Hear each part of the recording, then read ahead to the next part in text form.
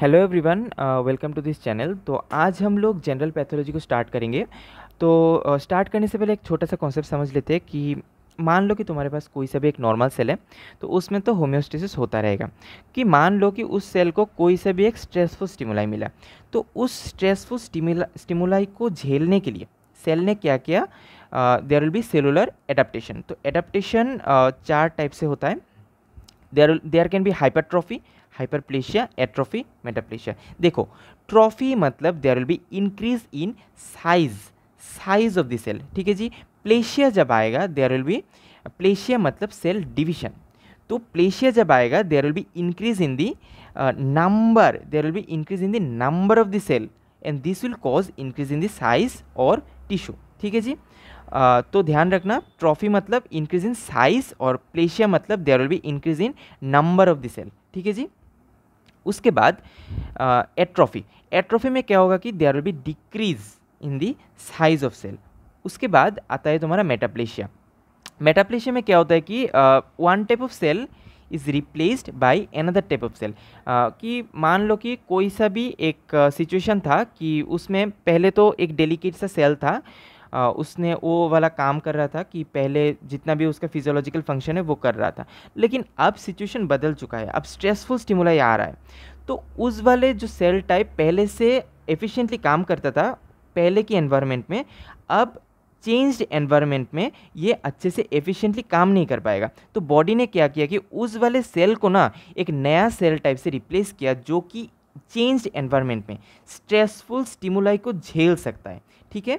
तो this is known as metaplasia. Here one type of cell is replaced by another type of cell, ठीक है जी। तो उसके बाद ये तो सेल ने झेला। कब तक झेलेगा? अगर सेल का वो वाला स्ट्रेसफुल स्टिमुलाई जो है वो अगर रिमूव हो गया, अगर वो हट जाए, तो सेल धीरे धीरे करके वो नॉर्मल फिजियोलॉजी में वापस चला जाएगा। ऐसा भी तो हो सकता है कि सेल ने जो स्ट्रेसफुल स्टिमुलाई जो मिला, सेल ने झेल नहीं पाया अच्छे से, तो तब क्या होगा? There will be cellular injury. ऐसा भी हो सकता है कि इफ़ इंजुरियस स्टिमुलाई मिला, एकदम खतरनाक सा स्टिमुलाई मिला, तो there can also be cellular injury. तो cellular injury this can be reversible injury और इरिवर्सिबल इंजुरी। रिवर्सिबल कब होगा? If the stimuli is mild, ठीक है जी।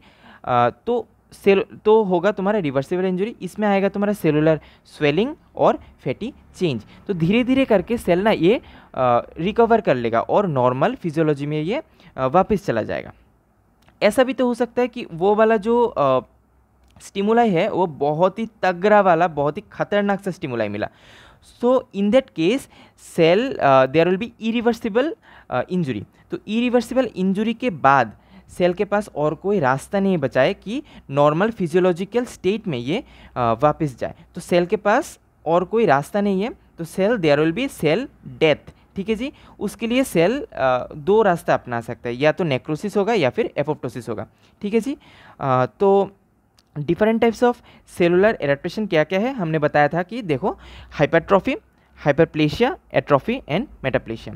आज के वीडियो में हम लोग हाइपरट्रॉफी और हाइपरप्लेशिया को कवर अप करेंगे। तो पहले हम लोग हाइपरट्रॉफी को देखेंगे। इसमें क्या है कि पहले तुम डेफिनेशन लिखोगे, उसके बाद कौन से सेल टाइप में होता है ये लिखोगे, उसके बाद एग्जाम्पल बहुत इंपॉर्टेंट है, एग्जाम्पल 2-3 एग्जाम्पल रट लेना, ठीक है जी। तो देखो, बुक में तो है बहुत सारे एग्जाम्पल्स, लेकिन एग्ज़ाम के लिए तुम लोग कुछ ना कुछ कॉन्साइज करके बार बार रिवीजन करके रखना, ठीक है। तो तुम्हें रिवीजन में आसानी होगा। देखो, हाइपरट्रॉफी में मैंने क्या बोला था कि there will be increase in the size of the tissue और organ due to increase in the size of the cell. तो ये कहाँ पर होता है?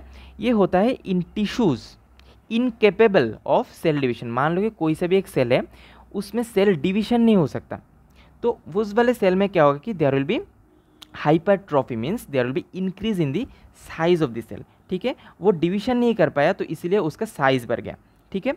तो एग्जाम्पल में क्या है कि देयर कैन बी फिजियोलॉजिकल और पैथोलॉजिकल हाइपरट्रॉफी। तो इसमें क्या है कि skeletal muscle hypertrophy in body builders, तो जो लोग जिम में जाते हैं there will be skeletal muscle hypertrophy. उसके बाद स्मूथ मसल हाइपरट्रॉफी, ये होता है कि ग्रोथ ऑफ यूटेरस होता है ड्यूरिंग प्रेगनेंसी। तो ये है स्मूथ मसल हाइपरट्रॉफी का एग्जांपल। उसके बाद है कि कार्डियक मसल हाइपरट्रॉफी, ये एग्जांपल है। यह कहाँ पर होता है कि लेफ्ट वेंट्रिकुलर हाइपरट्रॉफी होता है ड्यू टू हाइपरटेंशन और डैमेज्ड वाल्व। तो ये है example of cardiac muscle hypertrophy. Then आता है तुम्हारा smooth muscle hypertrophy. Smooth muscle hypertrophy का एग्जांपल है कि hypertrophy of the urinary bladder due to urethral obstruction. ठीक है जी, तो ये तो हो गया तुम्हारा हाइपरट्रॉफी। उसके बाद आता है तुम्हारा हाइपरप्लेशिया। प्लेशिया मतलब डिवीजन, सेल डिवीजन। तो increase in the number of cells of an organ or tissue which causes increased mass of organ or tissue। तो हाइपरप्लेशिया का क्या क्या एग्जांपल है? फिजियोलॉजिकल हो सकता है, पैथोलॉजिकल हो सकता है। फिजियोलॉजिकल में hyperplasia of glandular epithelium of female breast at puberty, pregnancy and lactation. तो ये तो है तुम्हारा फिजियोलॉजिकल। उसके बाद पैथोलॉजिकल हाइपरप्लेशिया, इसमें क्या है कि एंडोमेट्रियल हाइपरप्लेशिया होता है due to excess action of the oestrogen. दूसरा है बीपीएच, बिनाइन प्रोस्टेटिक हाइपरप्लेशिया होता है ड्यू टू एंड्रोजन। ठीक है जी, तो ये तो है तुम्हारा हाइपरप्लेशिया का एग्जांपल्स। उसके बाद आता है तुम्हारा मैकेनिज्म। देखो ये कैसे होता है कि cell proliferation of mature type. ठीक है जी, मैच्योर टाइप ऑफ सेल में होता है क्योंकि cell division mature type of cell में ही होता है। तो cell proliferation of mature type occurs due to stimulation by growth factors और हार्मोन। ठीक है जी, तो ये तो हो गया तुम्हारा हाइपरट्रॉफी, हाइपरप्लेशिया। नेक्स्ट वीडियो में हम लोग एट्रोफी, मेटाप्लेशिया देखेंगे। तो इतना ही था आज के लिए। तो तुम लोग क्या कर सकते हो कि you can subscribe to this channel and you can do one thing, you can share this video with your friends, your batchmates, so that various people can get benefit out of it। तो आज के लिए इतना ही, मिलते हैं next video में। Stay tuned, keep reading, bye.